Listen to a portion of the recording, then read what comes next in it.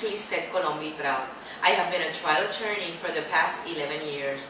I am admitted to the bar in Puerto Rico, the Federal District Court for the District of Puerto Rico, and to the First Circuit of the Court of Appeals in Boston. For the past year, I have established a virtual law practice on digital IP, data privacy, online marketing compliance, and social media issues. This is my very first video blog in English, but I have been video blogging in Spanish for the past 19 months at consultaconjcb.com.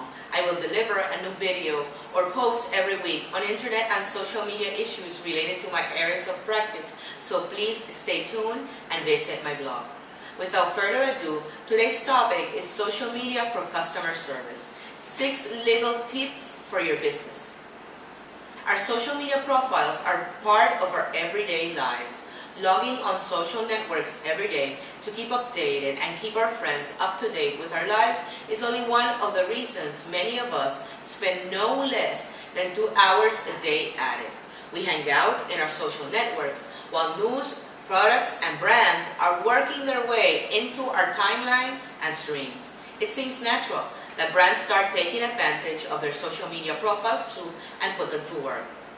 Even though offering customer service via social media is simple and cost-effective, only about 1/3 of Fortune Global 100 companies are using it, according to Burson Marsteller's study, Social Media Global Checkup, released on February of this year. I believe that companies are worried about liability and feel the medium doesn't allow them enough control so as to isolate potential risk while trying to be more accessible to their customers. The thing is that social networks are not a fad, and proof of it is that online interactions like uploading pictures, status updates, check-ins, and tags are multiplying exponentially as I speak. Companies sooner rather than later have to adopt new trends like this just to stay afloat in a complicated and very competitive economy. I believe that those that leap ahead will be able to successfully adapt to the demands of the new social consumer. I keep telling my clients and can't advocate enough of the importance of times like the ones we live now for leveraging social media into your business. Legally speaking, the timing can't be better either, since cases involving social media interactions are just starting to make their way to the courts and no case law is settled in stone, let alone legislation. Now is the time to implement proactive legal guidelines to make it possible to conduct your business. The legally astute move is to adopt a regulation by design approach. For experienced attorneys like myself, some things you just can't see coming. Why wait for them to bomb to then try to pick up the pieces? With that in mind, let me share with you 6 legal tips for implementing social media to customer services initiatives. Number 1, have customers give you their written consent before engaging with them. You can obtain this consent via email as part of your in-store services or by having your customers registering on your main site with a customer service ID that validates that the consent requirement has been fulfilled.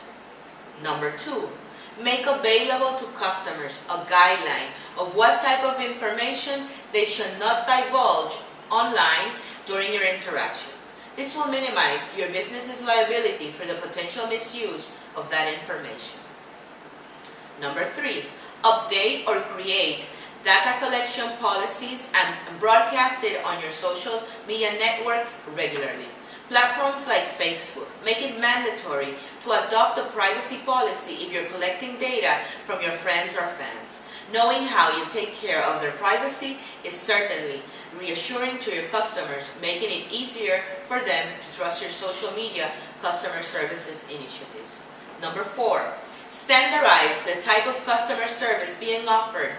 Activities like follow-ups, service appointments, initial troubleshooting to determine referral are ideal for this type of customer service. You should try to avoid leaving unattended, disgruntled customers and field them immediately towards offline support. Number 5, monitor constantly and be ready to remove sensitive information posted by customers. Using social media for customer service certainly can be cost effective. that doesn't mean it can be fully automated. You should have several employees dedicated not only to answer customers' concerns, but a staff member who is designated to monitor your employees as well. Number 6, be consistent and follow up with customers. So many companies start engaging with customers using social media platforms and are sometimes floored by the feedback.